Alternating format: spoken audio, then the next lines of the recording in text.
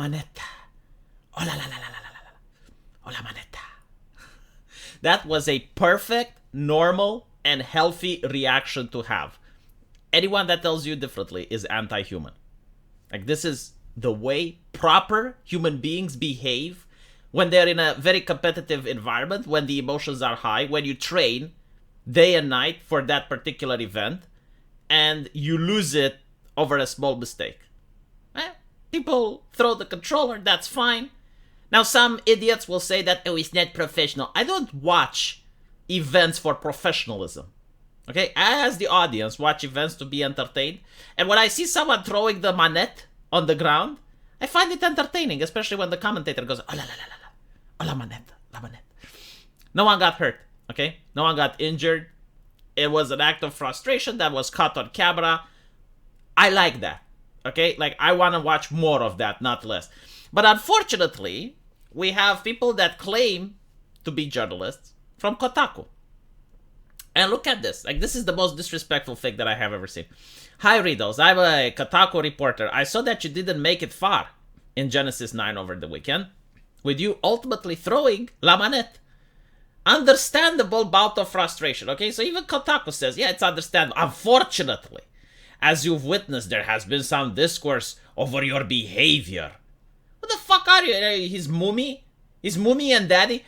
I'm working on a story about the chatter. In other words, you're working about the non-story. No one fucking cares. Like, there were like 10 people on Twitter that were upset. Who cares? Why did you throw your controller? What were you feeling in that moment? Like, the most dumb questions imaginable. What were you feeling? Why did you throw it? I mean, it's his livelihood, you know? He's not playing games for fun, like you and I. He's playing games competitively. It's what puts food on the table.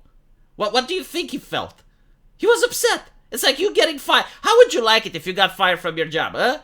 And then you're like upset and you're throwing something. You're throwing your phone on the desk in frustration because you just got fired. How would you like it if a journalist came up to you and it's like, why did you throw the phone? What did you think in that moment? Did you anticipate getting fired that day? God, what is up with these questions? Holy shit. You know, if you can't ask questions, it's fine. Ask ChatGPT. ChatGPT will ask legit questions. Maybe I should actually do that. I'm really curious. Do you think... You know what? Like, let's ask ChatGPT.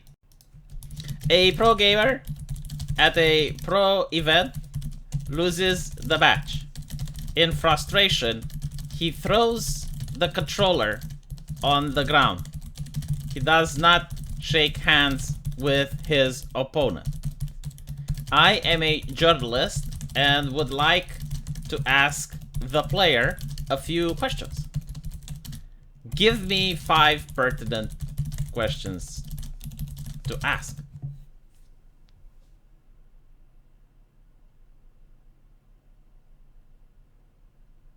Aren't these questions a lot better, by the way?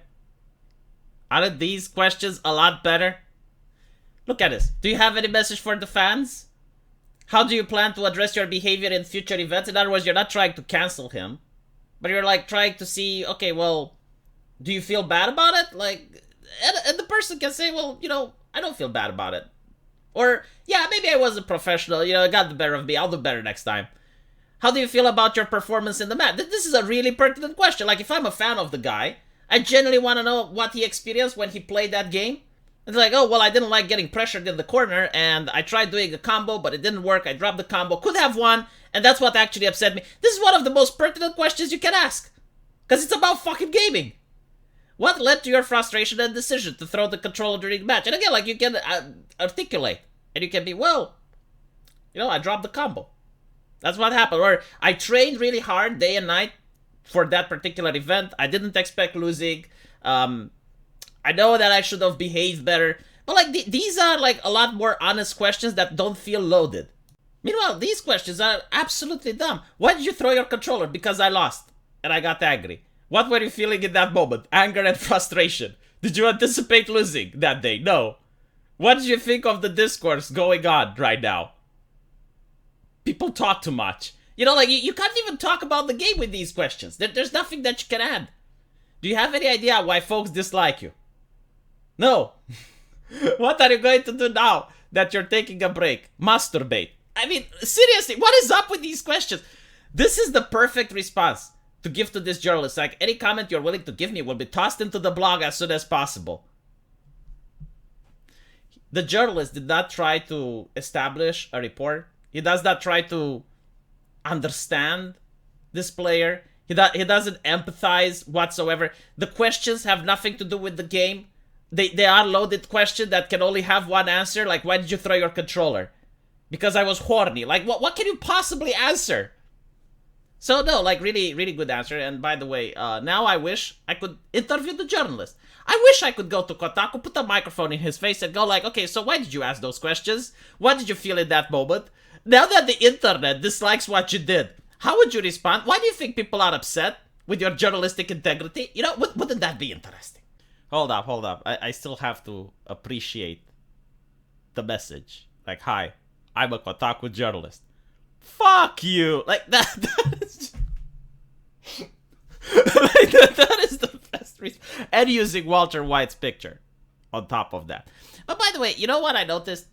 You get this rage happening in other events. Like, for example, in sports. Like, you do have, at baseball, I have seen, like, the player throwing the bat in anger.